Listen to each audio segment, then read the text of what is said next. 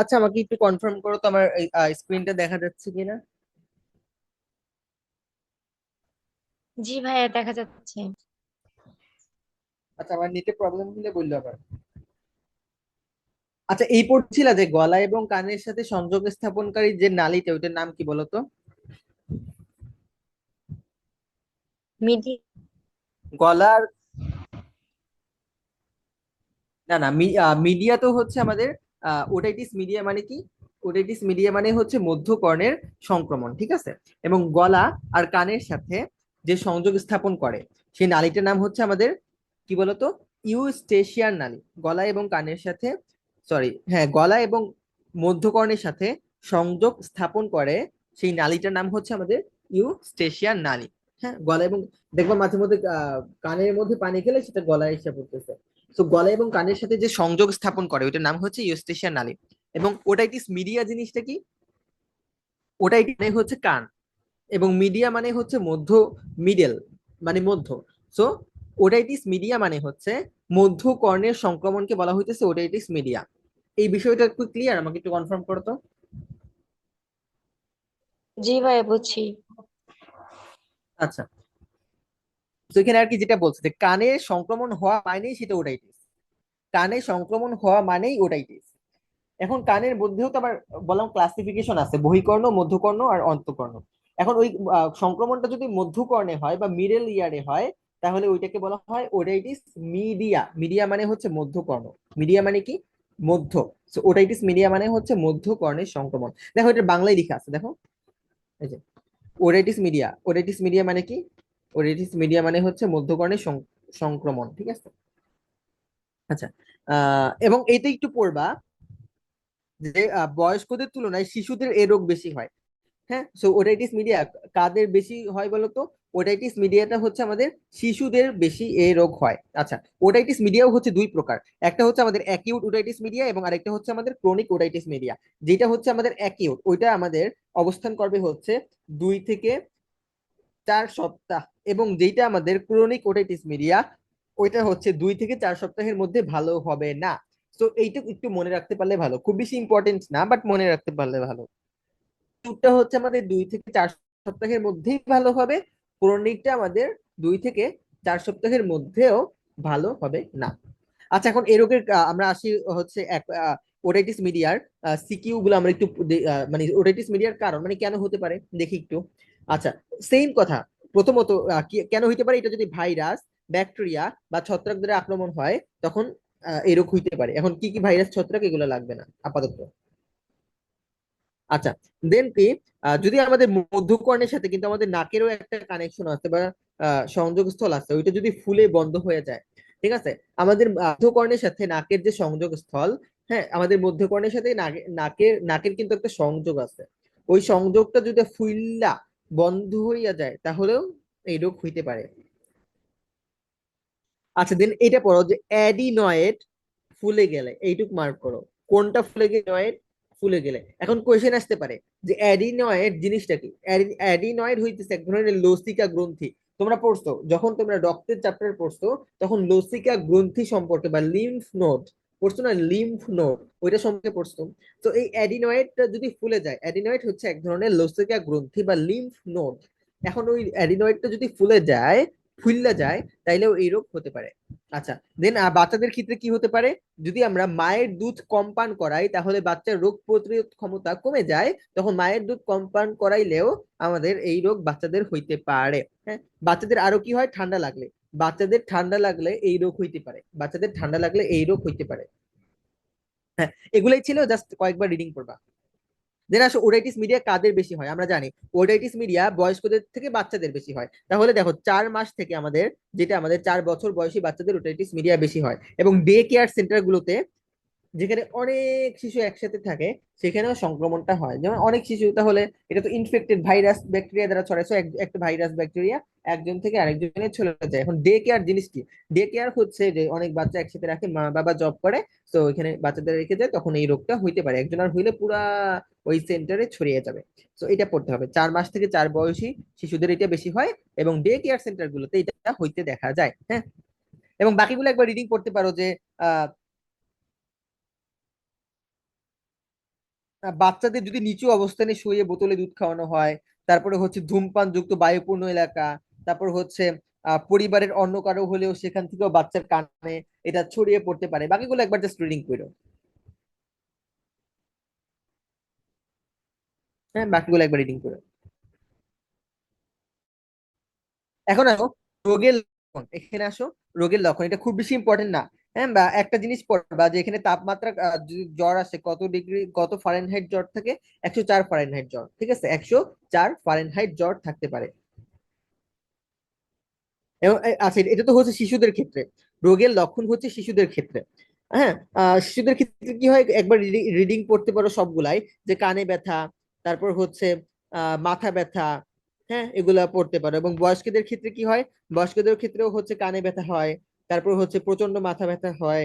হ্যাঁ, তারপর হচ্ছে কাশিও। আর বাকি কিছু পড়া লাগবে না, বাকিগুলো একবার রিডিং পড়লে পড়তে পারো যে ওটাইটিস মিডিয়া হলে কি কি প্রবলেম বা লক্ষণ দেখা যায়। এগুলো লাগবে না। আচ্ছা, এখন আসো প্রতিরোধ। হ্যাঁ, ওটাইটিস মিডিয়া আমরা কিভাবে প্রতিরোধ করতে পারি, এখানে আসো। আচ্ছা, এটাও একবার রিডিং পড়েও খুব বেশি ইম্পর্টেন্ট না। তো আমি দেখাই দিই কি কি পড়বা। প্রতিরোধ তুমি কি করবা, শিশুদের আশেপাশে কি করা যাবে না বলো তো। শিশুদের আশেপাশে ধূমপান করা যাবে না। হ্যাঁ, তারপর হচ্ছে প্রথম 6 মাস বুকের দুধ খেতে দিতে হবে। প্রথম 6 মাস বুকের দুধ খেতে দিতে হবে, এটা পড়বা। আচ্ছা, এবং বুকের দুধ কেমনে খাওয়াতে হবে, 45 ডিগ্রি কোণে। হ্যাঁ, 45 ডিগ্রি কোণে। দেখো, বুকের দুধ অন্য কোনো তরল খাওয়ানোর সময় শিশুটিকে মাথাটিকে পিঠের সঙ্গে 45 ডিগ্রি করে খাওয়াতে হবে। যেমন হচ্ছে এটা যদি মাথা হয় এবং এটা যদি পিঠ হয়, এভাবে খাওয়াতে হবে। মানে পুরোপুরি শুয়ে খাওয়ানো যাবে না। অনেকে আছে না বাচ্চাকে শোয়াই দেয়, শোয়াইয়া দুধ খাওয়ায়, এভাবে কোনোভাবেই খাওয়ানো উচিত না। তাইলে হচ্ছে দুধটা কই চলে যাবে জানো, দুধটা কানে চলে যাবে। মুখ থেকে, ওই যে গলা থেকে, আমরা জানি না স্টেশন নালীর মাধ্যমে কানে একটা কানেকশন আছে, ওই মুখ থেকে গলা হয়ে কানের মধ্যে চলে যাবে দুধ। এই জন্য বাচ্চাকে পুরোপুরি শুইয়ে না খাইয়ে 45 ডিগ্রি কোণে মাথা এবং দেহ রেখে তারপর খাওয়াতে হবে। বুঝছো? এই বিষয়টা কি সবার ক্লিয়ার হয়েছে? জি ভাইয়া। আচ্ছা, অনেক বাচ্চারা দেখবে একদম শুয়াইয়া খাওয়ায়। তখন আমি নিজেও হচ্ছে একদিন শুইয়া পানি খাইতে নিছিলাম, ঠিক আছে। শুইয়া একটা বোতল থেকে পানি খাইতে নিছিলাম, সাথে সাথে আমার পানিটা কানের মধ্যে চলে গেছে। ঠিক আছে, তো দেখবা যে লাগলে তোমাদের কারো যদি টেস্ট করার ইচ্ছা হয় টেস্ট করতে পারো। শুইয়া এক বোতল না, জাস্ট 2-3 ঢোক পানি খাবা, দেখবা হচ্ছে পানিটা পুরোপুরি ভাবে কানে চলে গেছে, ঠিক আছে। আচ্ছা, দেখো, অ্যালার্জি সৃষ্টি করে এমন কিছু হচ্ছে এড়িয়ে চলতে হবে, অ্যালার্জি যাতে কোনোভাবেই না হয়। হ্যাঁ, কারণ অ্যালার্জি এখন কেন এটা পড়া লাগবে না। আচ্ছা, গোসলের সময় কানে যাতে পানি প্রবেশ না করে। হ্যাঁ, গোসলের সময় অনেকেরই কানে প্রবেশ পানি করে, বাট যাতে ওই যে পানিটা গোসলের সময় প্রবেশ না করে, ওই দিকে একটু খেয়াল রাখতে হবে, ঠিক আছে। স্বাদ লাগবে না। আচ্ছা, 7 নাম্বার পয়েন্টটা দেখো, যে শিশুকালে একটা ভ্যাকসিন নেওয়ার কথা বলি আমরা, সেটা হচ্ছে pneumococcal conjugated vaccine. Pneumococcal conjugated vaccine, তো এই ভ্যাকসিনের নামটা একটু মুখস্থ করবো, যাতে ভ্যাকসিন কেন নেই, যাতে প্রতিরোধ, ওটিটিস মিডিয়ার বিরুদ্ধে প্রতিরোধ গড়ে ওঠে, ঠিক আছে। ভ্যাকসিনটার নাম কি, নিউমোকক্কাল কনজুগেটেড ভ্যাকসিন। আচ্ছা, এখন আসে হচ্ছে প্রতিকার, যদি হইয়া যায় তাহলে কি করা যায়, তাই না। প্রতিকারে আসো। আচ্ছা, প্রতিকারের প্রথম পর্ব হচ্ছে আমাদের অ্যান্টিবায়োটিক গ্রহণ করা যেতে পারে। অ্যান্টিবায়োটিক, অ্যান্টিবায়োটিক খাবা। তারপর হচ্ছে প্যারাসিটামল, মানে নাপা। প্যারাসিটামল মানে কি, নাপা খেতে পারো। নাপা। সো প্যারাসিটামল খেতে পারো। তারপর হচ্ছে সতর্কতার সঙ্গে 2 থেকে 3 ফোঁটা উষ্ণ মিনারেল অয়েল কানে দেওয়া যেতে পারে, মানে গরম তেল। গরম তেল কানে দেওয়া যেতে পারে, কয় ফোঁটা, 2 থেকে 3 ফোঁটা। হ্যাঁ, তারপরে হচ্ছে যদি কান দিয়ে পুঁজ পড়ে, তাহলে কি করবা, ইএনটি, মানে ওই যে নাক কান গলা বিশেষজ্ঞ আমরা বলি, ইএনটি বিশেষজ্ঞ বলি না, নাক কান গলা বিশেষজ্ঞ, ওদের দেখাতে হবে। আচ্ছা, এবং তারা একটা চিকিৎসা দেয় তখন, ওই চিকিৎসার নাম হচ্ছে টিম্পেনেস্টমি টিউব। হ্যাঁ, টিম্পেনেস্টমি টিউবের মাধ্যমে, বিশেষ নলের মাধ্যমে আধুনিক চিকিৎসা গ্রহণ করা যেতে পারে। সো আধুনিক চিকিৎসার নাম কি, আধুনিক চিকিৎসার নাম হচ্ছে টিম্পেনেস্টমি টিউব। এটা একটা চিকিৎসার নাম, যেটা ওটাইটিস মিডিয়ায় কাজে লাগে, ঠিক আছে। আচ্ছা, এখন ওটাইটিস মিডিয়ার কারণে যদি আমাদের কানের ছিদ্র বন্ধ হয়ে যায়, তাহলে আমরা একটা সার্জারি করি। সার্জারিটার নাম হচ্ছে মাই রিঙ্গোপ্লাস্টি। সার্জারিটার নাম কি? সার্জারিটার নাম হচ্ছে মাইরিঙ্গোপ্লাস্টি। অস্ত্রোপচার মানেই সার্জারি। তো যদি কোয়েশ্চেন আসে কানের পর্দা ছিদ্র হয়ে গেলে কোন ধরনের সার্জারি বা অস্ত্রোপচার করা যেতে পারে, অ্যান্সার হবে মাইরিঙ্গোপ্লাস্টি। অ্যান্সার কি হবে? অ্যান্সার হবে হচ্ছে মাইরিঙ্গোপ্লাস্টি। আচ্ছা, এখন আসো ধূমপায়ী এবং অধূমপায়ী এবং ধূমপায়ীদের মানুষের ফুসফুসের এক্স রে তুলনা। আচ্ছা, এক্স রে তো বুঝো। আচ্ছা, এই এমসিকিউটা একটু পড়ো যে একটা সিগারেটের শলায় 4,000 রাসায়নিক থাকে। ফর এমসিকিউ, কয় হাজার রাসায়নিক থাকে? 4,000। আচ্ছা, এখন এখানে আসো এক্স রে দেখো। এক্স রে তো সবাই বুঝো। এখন যারা সিগারেট খায় এবং যারা সিগারেট খায় না, সবার এক্স রে কি এক হবে? অবভিয়াসলি সবার এক্স রে এক হবে না। তো দেখো, এটা হচ্ছে অধূমপায়ীদের মানে ভালো মানুষের ফুসফুস। এটা হচ্ছে ভালো মানুষের ফুসফুস। এবং এটা হচ্ছে ধূমপায়ী মানে ব্যাড, খারাপ মানুষের ফুসফুস। হ্যাঁ, এবং এগুলো এক্স রে ছবি দিচ্ছে। তো আমরা দেখি যে এগুলো পার্থক্যটা আসলে কি। এটা খুব বেশি ইম্পর্টেন্ট টপিক এমন না, একবার রিডিং পড়লেই হয়। তো আমি একবার রিডিং পড়াই দিতেছি। দেখো, প্রথমত কি, যেটা আমাদের ভালো ফুসফুস কি স্বাভাবিক থাকবে, এবং যেটা হচ্ছে খারাপ ফুসফুস মানে ধূমপান করলে ফুসফুসটা কি হবে বলতো? ফুসফুসটা হচ্ছে আমাদের আকারে বৃদ্ধি পাবে, ঠিক আছে? আচ্ছা, দেন হচ্ছে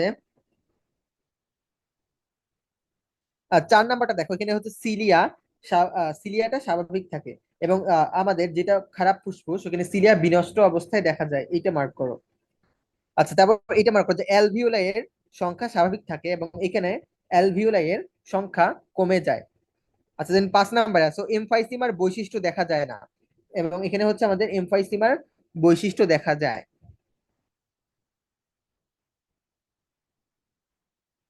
দেন 7 নাম্বারে দেখো, এক্স রে ফিল্মে পানি জমা শনাক্ত করা যায় না, কিন্তু এখানে পানি জমতে পারে। হ্যাঁ, মানে যারা হচ্ছে খারাপ ফুসফুস, ধূমপায়ীদের ফুসফুসে কি জমতে পারে?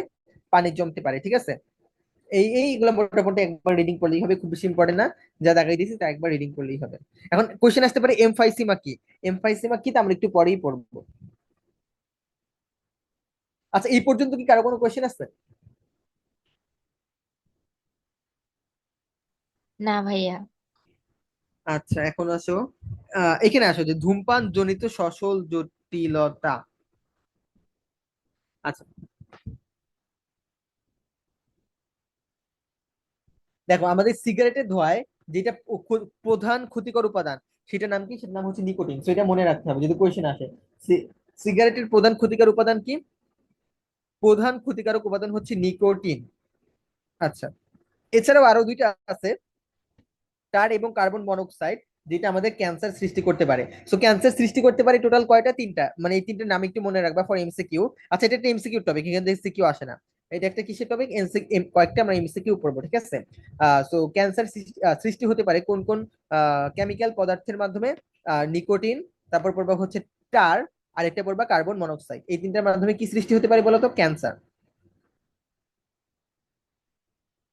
তারপর আসো এই যে আমরা বলছিলাম না এমফাইসিমা, সরাসরি এখানে চলে আসো। ঠিক আছে, এমফাইসিমা জিনিসটা আসলে কি দেখো। এমফাইসিমা হচ্ছে,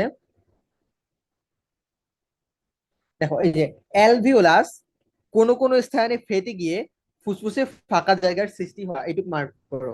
এমফাইসিমা মানে হচ্ছে, অ্যালভিওলাস তো সবাই চেনো।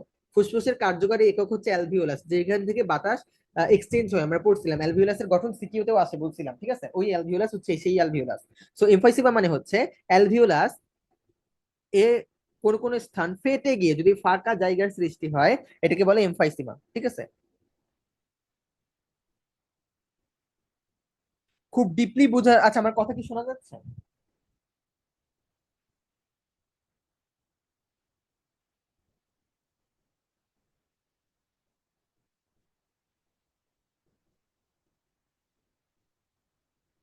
হ্যাঁ।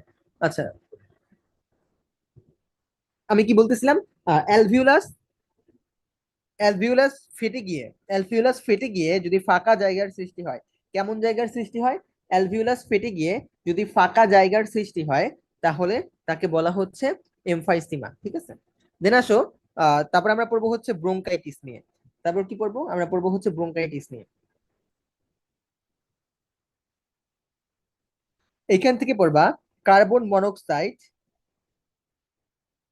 আহ কার্বন মনোক্সাইড হচ্ছে সিলিয়াকে অবশ করে দেয়। কার্বন মনোক্সাইড কি করে? কার্বন মনোক্সাইড হচ্ছে সিলিয়াকে অবশ করে দেয়। সো কোয়েশ্চেন যদি আসে সিলিয়াকে অবশ করে দেয় কোন পদার্থ? অ্যান্সার হবে কার্বন মনোক্সাইড। সিলিয়াকে অবশ করে দেয়, সিলিয়াকে অবশ করে দেয় কোন পদার্থ? অ্যান্সার কি হবে? Carbon monoxide.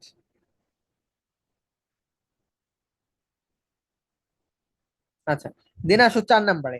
4 নম্বর থেকে তোমরা পড়বা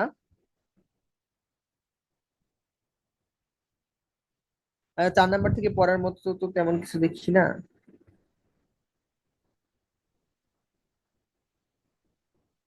আচ্ছা, তো লাগবে না। 5 নম্বরে আসো, তোমরা 5 নম্বরে আসো যে প্লিউরিসি কাকে বলে। দেখো, আমাদের নিকোটিনের প্রভাবে, আমরা জানি ফুসফুসের আবরণের নাম কি? প্লিউরা।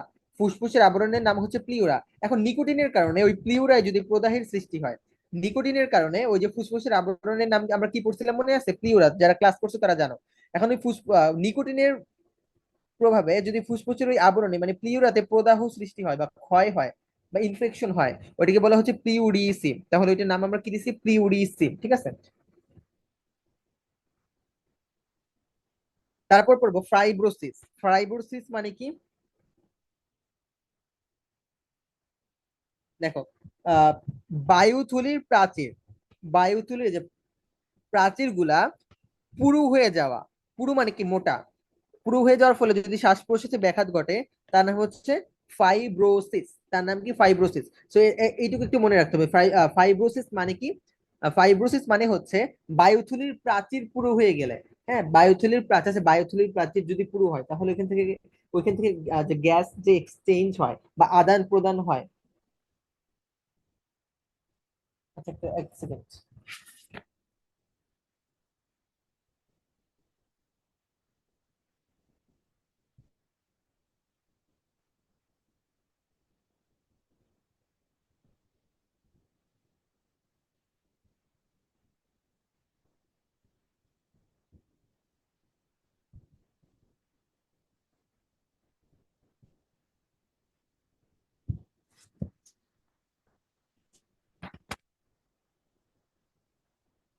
আচ্ছা, আমার কথা কি শোনা যাচ্ছে?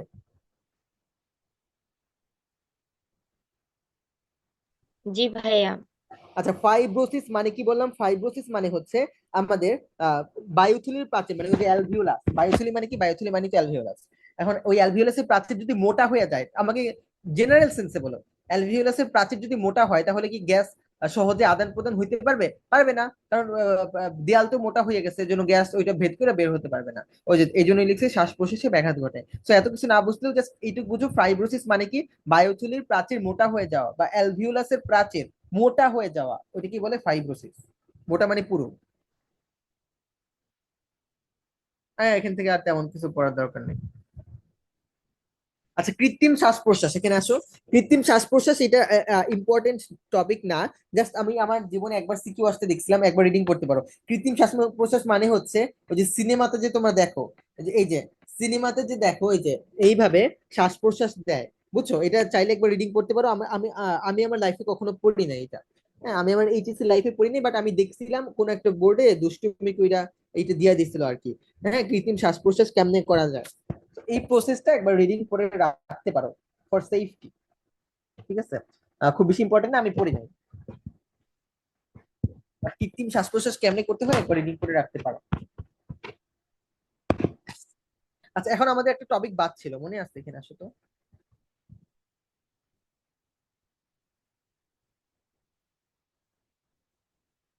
আচ্ছা, শ্বাস প্রশ্বাসের কার্যক্রম নিয়ন্ত্রণ, এখানে আসো। মনে হয় 246 পেজ তোমাদের আশেপাশে হবে। দেখো, শ্বাস প্রশ্বাসের কার্যক্রম নিয়ন্ত্রণ, এটা আমাদের পড়ানো হয়নি, এটা পড়াই চলো। আচ্ছা, শ্বাস প্রশ্বাসের কার্যক্রম নিয়ন্ত্রণ কয় ভাবে হইতে পারে? 2 ভাবে। শ্বাস প্রশ্বাসের কার্যক্রম নিয়ন্ত্রণ কয় ভাবে হইতে পারে? 2 ভাবে। ঠিক আছে। শ্বাস প্রশ্বাসের কার্যক্রম নিয়ন্ত্রণ 2 ভাবে হইতে পারে। একটা হচ্ছে আমাদের স্নায়বিক নিয়ন্ত্রণ, এবং আরেকটা হচ্ছে আমাদের রাসায়নিক নিয়ন্ত্রণ। একটা হচ্ছে স্নায়বিক এবং আরেকটা হচ্ছে রাসায়নিক। রাসায়নিকটা আমরা পড়ে ফেলছিলাম। হ্যাঁ, আমাদের বাকি হচ্ছে স্নায়বিক নিয়ন্ত্রণ, মানে স্নায়ু দিয়ে, নার্ভ। স্নায়ু মানে কি? নার্ভ। হ্যাঁ, স্নায়ু দিয়ে কিভাবে শ্বাস প্রশ্বাসের কার্যক্রমটা নিয়ন্ত্রিত হয়, So, চলো দেখি। এখন পড়বো হচ্ছে স্নায়বিক নিয়ন্ত্রণ নিয়ে। দেখো, প্রথমে দেখো শ্বাসকেন্দ্র। প্রথমে কি দেখো? শ্বাসকেন্দ্র। ঠিক আছে। আমাদের মস্তিষ্কে 4টি কেন্দ্র থেকে শ্বাসক্রিয়া নিয়ন্ত্রিত হয়, খুবই ইম্পর্টেন্ট। মস্তিষ্ক থেকে কয়টি মস্তিষ্কে কয়টা কেন্দ্র থেকে শ্বাসক্রিয়া নিয়ন্ত্রিত হয়? 4টা কেন্দ্র থেকে শ্বাসক্রিয়া নিয়ন্ত্রিত হয়। আচ্ছা, এবং এগুলো কোথায় অবস্থিত? এগুলো হচ্ছে পন্সের পাশে, পন্সে অবস্থিত এক জোড়া এবং মেডুলা অবলাঙ্গাটার,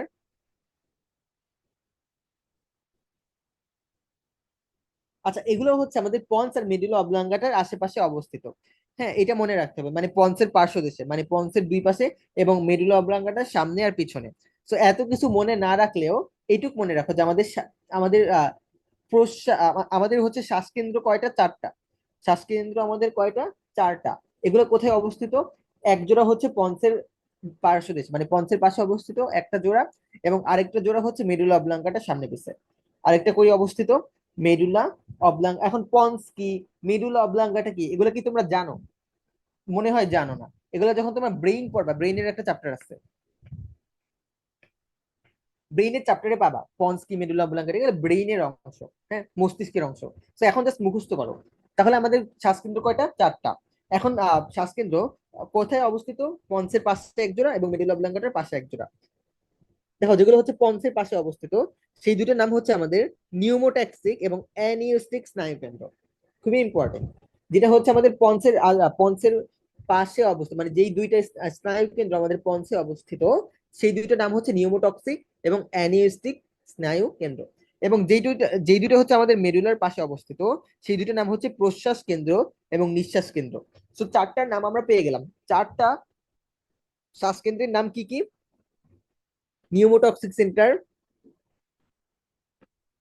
আচ্ছা নিউমোটক্সিক সেন্টার, 2 নম্বরে হচ্ছে অ্যানিস্টিক সেন্টার, 3 নম্বরে হচ্ছে প্রশ্বাস কেন্দ্র, এবং 4 নম্বরে হচ্ছে নিঃশ্বাস কেন্দ্র।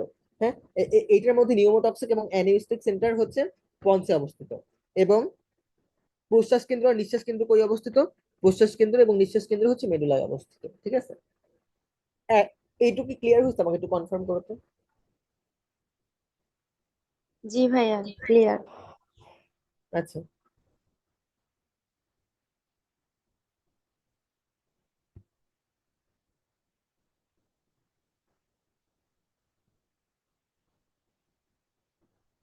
এক সেকেন্ড।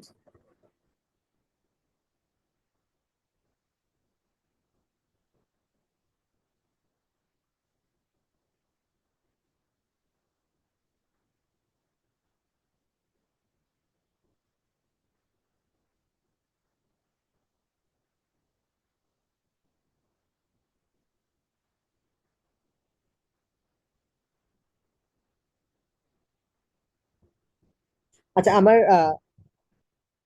আচ্ছা এই লাইনটা আপাতত পড়ে রাখছি আমরা, ঠিক আছে? আচ্ছা, এখান থেকে সিকিউ আসে কিনা ওটা অ্যানালাইসিস করে আমি, এখান থেকে আসলে এমসিকিউ ওরকম আসার মতো নাই। ঠিক আছে, এখানে দেখো দাগানো কিছু নাই, এমসিকিউ ওরকম আসার মতো নাই। এখন আমরা যখন সিকিউ সলভ করাবো, আমরা যদি সিকিউ অ্যানালাইসিস করে দেখি যে স্নায়বিক নিয়ন্ত্রণ থেকে সিকিউ আসতেছে, তখন আমি এটা প্যারাটা পড়াবো। এই প্যারাটা খুবই মানে খুব যে সহজ ব্যাপারটা এরকম না, মানে একটু জটিল আর কি, নার্ভাস সিস্টেম তো। হ্যাঁ, মেডিকেলে আসার পর এটা আমার পুরোপুরি ক্লিয়ার হয়েছে, বাট এইচএসসি লেভেলে এই প্যারাটা আমার কখনোই ক্লিয়ার হয় না।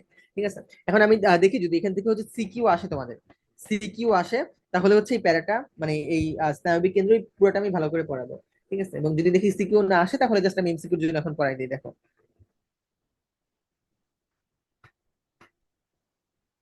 দেখো আমাদের রক্তে কার্বন ডাই অক্সাইডের উপস্থিতি অ্যানিউস্টিক কেন্দ্র, অ্যানিউস্টিক কেন্দ্র হয়ে প্রশ্বাস কেন্দ্রে পৌঁছালে সেখান থেকে উদ্দীপনা স্নায়ুর মাধ্যমে ডায়াফ্রাম ও ইন্টারকোস্টাল পেশিতে পৌঁছায়। আচ্ছা, তাহলে আমাকে বলো, কার্বন ডাই অক্সাইডের উপস্থিতি, মানে এটা আমি না একটা আমি যত স্টুডেন্টদের পড়াইছি, এটা আমি সিকিউর জন্যই পড়াইছি ওদের। ওদের একটা হচ্ছে ফ্লো চার্ট লিখে পড়াইছে, এখন ওই ফ্লো চার্টটা লিখানোর টাইম আসলে আমার এই ক্লাসে নাই। ঠিক আছে, মানে ওই ফ্লো চার্ট লিখে আরো 5 থেকে 10 মিনিট লাগবে। আহ মানে হচ্ছে কোনখান থেকে সিগন্যালটা কই যাইতেছে, ঠিক আছে, এই ফ্লো চার্টটা। বাট একটা যে মানে এখানে যতটুকু দাঁড়ানো ততটুকু বুঝাই দিই, দেখো। আচ্ছা, কার্বন ডাই অক্সাইড, তোমার রক্তে কি আসলো? Carbon die oxide. ঠিক আছে, এখন কার্বন ডাই অক্সাইড যে তোমার রক্তে আছে, হ্যাঁ, সেটা সেই সিগন্যালটা সর্বপ্রথম কোথায় যাবে? সেই সিগন্যালটা যাবে হচ্ছে অ্যানিউস্টিক সেন্টারে। অ্যানিউস্টিক অ্যানিউস্টিক মানে কি? ওই যে একটা শ্বাসকেন্দ্র। অ্যানিউস্টিক হচ্ছে 4টা শ্বাসকেন্দ্রের মধ্যে একটা শ্বাসকেন্দ্র। আচ্ছা, কার্বন ডাই অক্সাইডের উপস্থিতি অ্যানিউস্টিক কেন্দ্রতে যাবে। দেন অ্যানিউরিস্টিক কেন্দ্র থেকে কোথায় যাবে? অ্যানিউরিস্টিক কেন্দ্র থেকে হচ্ছে প্রশ্বাস কেন্দ্রে যাবে। কই যাবে? প্রশ্বাস কেন্দ্র। অ্যানিউরিস্টিক কেন্দ্র থেকে প্রশ্বাস কেন্দ্র। হ্যাঁ, সেখান থেকে কই যাবে? সেখান থেকে হচ্ছে আমাদের যাবে ওই যে আমাদের মনে আছে আমাদের শ্বাস পেশি ছিল দুইটা, একটা হচ্ছে ইন্টারকোস্টাল পেশি আর একটা ডায়াফ্রাম, মনে আছে? আমাদের শ্বাস পেশি ছিল কয়টা? দুইটা, একটা হচ্ছে আমাদের ইন্টারকোস্টাল পেশি, ইন্টারকোস্টাল পেশি, এবং আরেকটা হচ্ছে কি ডায়াফ্রাম। তো এই যে কার্বন ডাই অক্সাইডের সিগন্যালটা, কার্বন ডাই অক্সাইডের সিগন্যালটা এইভাবে আর কি পরিবাহিত হয়। ঠিক আছে, সো আজকে আপাতত এতটুকুই থাক, মানে বাকিটুকু আমি যাচ্ছি না। ঠিক আছে, জাস্ট কার্বন ডাই অক্সাইডের সিগন্যালটা কিভাবে পরিবাহিত হয় এই ফ্লোচার্টটা স্ক্রিনশট দিয়ে রাখতে পারো, বা এই লাইনের মধ্যেই লেখা আছে। ঠিক আছে, এই লাইনের মধ্যেই লেখা আছে। আচ্ছা, আমি কালকে নেক্সট ক্লাসে সিকিউ যখন সলভ করাবো, ঠিক আছে, তার আগে আমি এই ফ্লোচার্ট, মোট টোটাল 4টা ফ্লোচার্ট আছে, এটা হচ্ছে 4টার মধ্যে একটা। ঠিক আছে, খুবই সহজ। কার্বন ডাই অক্সাইড এর সিগন্যাল সর্বপ্রথম কোথায় গেল? অ্যানিউরিস্টিক কেন্দ্রে। অ্যানিউরিস্টিক কেন্দ্র থেকে হচ্ছে প্রশ্বাস কেন্দ্রে যাবে। প্রশ্বাস কেন্দ্র থেকে কই যাবে? আমাদের যে দুইটা শ্বাস প্রশ্বাসের পেশি আছে, কি কি, একটা হচ্ছে ডায়াফ্রাম আর একটা ইন্টারকোস্টাল পেশি, সেখানে সেখানে যাবে। ঠিক আছে, তো এটা 4টার মধ্যে একটা ফ্লোচার্ট, যখন 4টা ফ্লোচার্টই লিখাই দিব তখন দেখবা বিষয়টা খুবই সুন্দরভাবে ক্লিয়ার হয়ে গেছে। 4টা ফ্লোচার্ট লিখাইলি বিষয়টা সুন্দরভাবে ক্লিয়ার হয়ে যাবে। সো নেক্সট ক্লাসে আমরা এই 4টা ফ্লোচার্ট লিখিয়ে দেন হচ্ছে আমরা সিকিউ সলভ করাবো। আর তার আগে আমাদের এইদিকে একটা ফ্লোচার্ট বাকি ছিল, আরো ধরো ওইটা পরে নিয়ে আসি।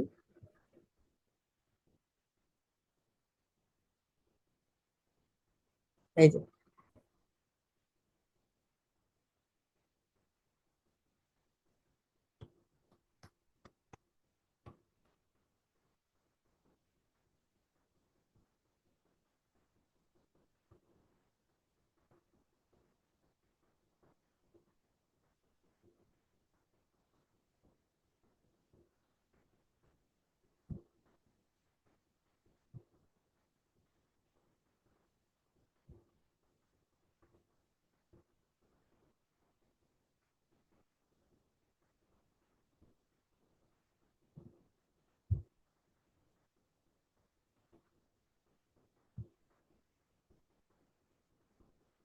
আচ্ছা, এই ফ্লোচার্টটা দেখো, ওইটা পড়া লাগবে না, এই ফ্লোচার্টটা পড়লেই তোমাদের সব ক্লিয়ার হবে, দেখো।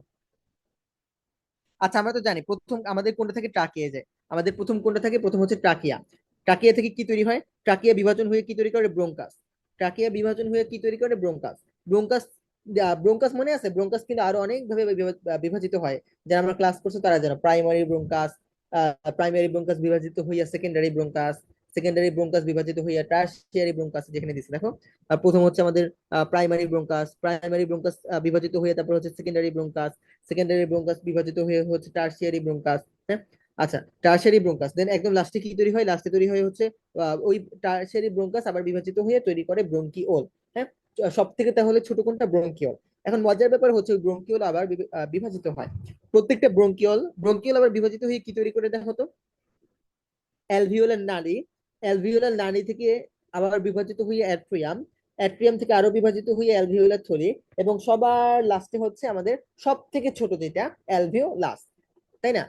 আমরা আগে এই পর্যন্ত পড়ছিলাম, আমরা আগে হচ্ছে ব্রোঙ্কিওল পর্যন্ত পড়ছিলাম। হ্যাঁ, আমরা আগে ব্রোঙ্কিওল পর্যন্ত পড়ছিলাম, যে ট্রাকিয়া, ট্রাকিয়া থেকে সৃষ্টি হয় প্রাইমারি ব্রোঙ্কাস, প্রাইমারি ব্রোঙ্কাস থেকে সৃষ্টি হয় সেকেন্ডারি ব্রোঙ্কাস, সেকেন্ডারি ব্রোঙ্কাস থেকে সৃষ্টি হয় টারশিয়ারি ব্রোঙ্কাস, এবং টারশিয়ারি ব্রোঙ্কাস থেকে একদম সবার লাস্টে তৈরি হয় ব্রোঙ্কিওল। তো এই ব্রোঙ্কিওল পর্যন্ত, এই ব্রোঙ্কিওল পর্যন্ত আমরা আগেই পড়ছিলাম। ঠিক আছে, আমরা পরে আবার ওই ব্রোঙ্কিওল আবার বিভাজিত হয়। ঠিক আছে, ব্রোঙ্কিয়াল বিভাজিত হয়ে কি তৈরি করে? অ্যালভিওলার নালী, অ্যালভিওলার নালী থেকে অ্যাট্রিয়াম, অ্যাট্রিয়াম নালী থেকে অ্যালভিওলার থলি, এবং অ্যালভিওলার থলি থেকে একদম সবার লাস্টে যেটা সব থেকে ছোট, এবং আমরা জানি ফুসফুসের কার্যকরী একক কি? অ্যালভিওলাস। একদম সবার লাস্টে তৈরি হয় অ্যালভিওলাস। তো এখানে এই জন্যই লিখছে ফুসফুসের কার্যকরী একক কোনটা বলতো? অ্যালভিওলাস। এই যে ফুসফুসের কার্যকরী একক হচ্ছে আমাদের অ্যালভিওলাস। তো এই ফ্লো চার্টটা মনে রাখতে হবে যে কিভাবে আমাদের এই শ্বসন এর নালীগুলা বিভাজিত হইতেছে। আচ্ছা, এইটুকু সবার ক্লিয়ার হয়েছে?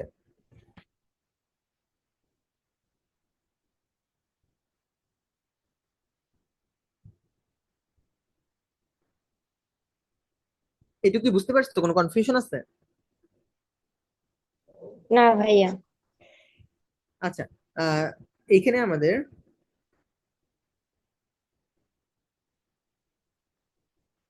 আচ্ছা, এবং এইখানে যে কোয়েশ্চেনটা দেখো, ব্রঙ্কিওল বা শ্বসন ব্রঙ্কিওল থেকে, শ্বসন ব্রঙ্কিওল থেকে অ্যালভিওলাই পর্যন্ত, সবগুলো অংশকে একত্রে শ্বসন একক বলা হয়। হ্যাঁ, এবং এই শ্বসন এককে অক্সিজেন এবং কার্বন ডাই অক্সাইডের বিনিময় ঘটে। এই শ্বসন এককে অক্সিজেন এবং কার্বন ডাই অক্সাইডের বিনিময় ঘটে। তো শ্বসন একক মানে কি? শ্বসন একক মানে হচ্ছে, দেখো কি বলো, ব্রোঙ্কিওল থেকে। দেখো, এই ব্রোঙ্কিওল থেকে একদম অ্যালভিওলাস পর্যন্ত, মানে ব্রোঙ্কিওল থেকে অ্যালভিওলাস পর্যন্ত, মানে বোঝো, মানে ব্রোঙ্কিওল, অ্যালভিওলের নালী, অ্যাট্রিয়াম, অ্যালভিওলার থলি, এই পাঁচটা জিনিসকে একসাথে বলা হইতেছে শ্বসন একক। তো শ্বসন একক একদম সিম্পল কথা, ব্রোঙ্কিওল থেকে অ্যালভিওলাস পর্যন্ত যা আছে সবকিছু নিয়ে তৈরি হয় একটা শ্বসন একক। তো শ্বসন একক মানে কি? ব্রোঙ্কিওল থেকে অ্যালভিওলাস পর্যন্ত সবগুলো স্ট্রাকচার নিয়ে, সবকিছু নিয়ে শ্বসন একক তৈরি হয়। মানে ব্রোঙ্কিওল, অ্যালভিওলার নালী, অ্যাট্রিয়াম, অ্যালভিওলার থলি, অ্যালভিওলাস সবগুলো একসাথে তৈরি করে কি? শ্বসন একক। হ্যাঁ, এবং এই শ্বসন এককেই আমাদের কার্বন ডাই অক্সাইড এবং অক্সিজেনটা এক্সচেঞ্জ হয়, মানে অক্সিজেন ঢুকে এবং কার্বন ডাই অক্সাইড বের হয়। ঠিক আছে, তো এখান থেকে মেডিকেলের কোশ্চেন আসছে, এবং কোন টাইপের কোশ্চেন আসছে তা যখন আমরা মেডিকেলের কোশ্চেন সলভ করাবো তখনই বুঝবা। আচ্ছা, এই লাইনটার মানে কি সবাই বুঝতে পারছো? আমাকে একটু কনফার্ম করে, এতটুকু বুঝছো? জি ভাইয়া। ওকে, তাহলে আজকে এই পর্যন্তই থাক। যদি কোশ্চেন আসে যে অক্সিজেন এবং কার্বন ডাই অক্সাইড কোথায় কোথায় পরিবহন হয়, তাহলে হচ্ছে এই শ্বসন এককেই পরিবাহিত হয়। হ্যাঁ, এবং শ্বসন এককের আবার সব থেকে বেশি কোথায় হয় বলতো? এই অ্যালভিওলাসে। অ্যালভিওলাস কিন্তু শ্বসন এককের মধ্যেই পড়ে, তাই না? অ্যালভিওলাস কিন্তু এই যে অ্যালভিওলাস হচ্ছে আমাদের শ্বসন এককের মধ্যেই পড়ে। অ্যালভিওলাসটা কিন্তু আমাদের শ্বসন এককের ভিতরেই পড়তেছে। ঠিক আছে, আচ্ছা, তাহলে আজকে এই পর্যন্তই থাক। যদি কারো কোনো নেক্সট ফার্দার কনফিউশন থাকে আমাকে ইনবক্সে আস্ক করো। ধন্যবাদ। আসসালামু আলাইকুম ভাইয়া। ওয়ালাইকুম আসসালাম।